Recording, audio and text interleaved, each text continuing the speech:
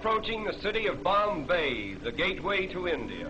And the first view that comes to our attention is the gate itself, an admirable illustration of Great Britain's constructive influence. Bombay is the second largest city of India and one of the chief seaports of the Orient. It has a mixed population of over 1 million people, representing practically every race and creed in the world.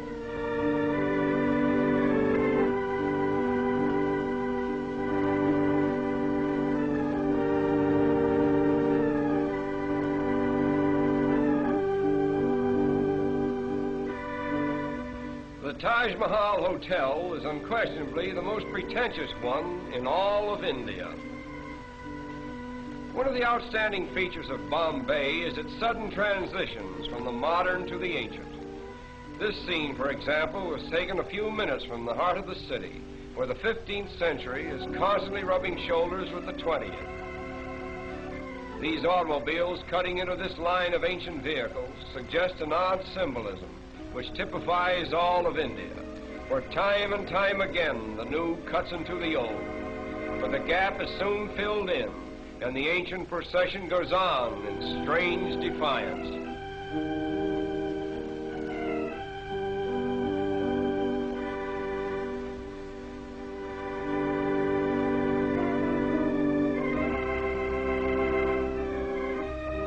At the famous race course in Bombay, we are again transported into another world, where here is gathered representatives of every nationality, creed, and color. The course itself is considered to be the most picturesque, if not the finest in the Orient. We are particularly interested in the costumes worn by the Parsi women. The Parsis are the descendants of exiled Persians. The entire Parsi population now numbers over 50,000, most of whom are residents of Bombay. They are regarded as the wealthiest class in India, and they are obviously the most progressive. Owing to its central position between the East and West, no city can show a greater variety of types than Bombay. Here we find gathered Parsi merchants, Arab traders, Afghans and Sikhs, Chinese, Japanese, Malayans, Americans, and British, all part of the cosmopolitan crowds so characteristic of Bombay. Not far from the racetrack, we come upon an old Indian fakir with the cleverest little bird that we have ever seen. We will pause a while and watch this little fellow perform.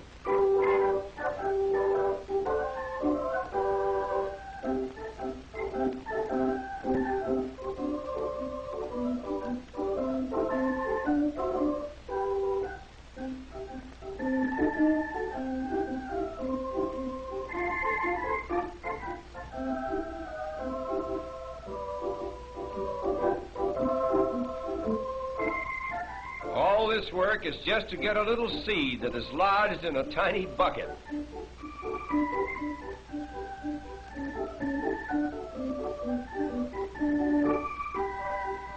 Stringing beads is the most amazing thing that this bird does. A needle is fastened to one end of the thread. The bird actually sticks the needle through a bead, drops the needle, gets a new grip, and slides the bead down onto the thread.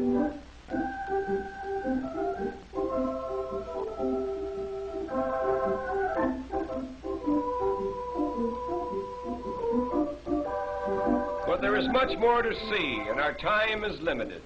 So we will leave this little bird with his beads and continue on to a picturesque fishing village just a short distance from Bombay. This quaint little habitation seems to have no connection with the mainland, and life in general appears to be carried on quite apart from the outside world. All the people who live here are engaged in the fish industry, and as strange as it may seem, many of them are strict vegetarians and therefore will not eat fish of any kind.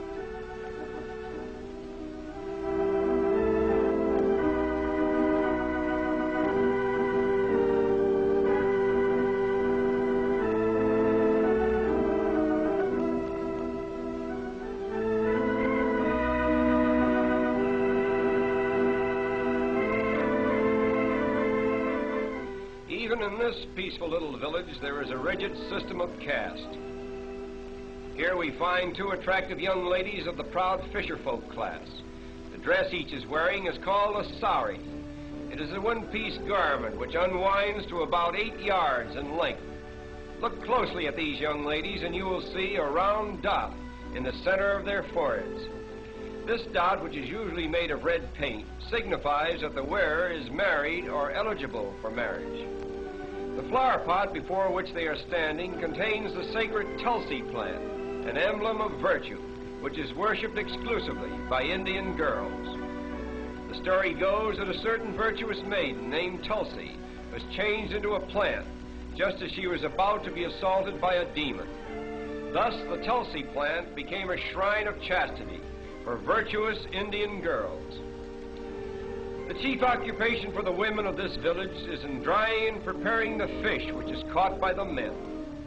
The method for treating the fish is to first soak them in salt and then lay them out on the sun-baked ground. When they are thoroughly dried, they are tied in small bundles and sent to market. These women are treating a smaller species of shrimp, which is swept about in this manner until it is sufficiently salted and dried. It is then used in preparing the famous Indian curry. No picture of India could possibly be complete without a view of its royal elephants on parade.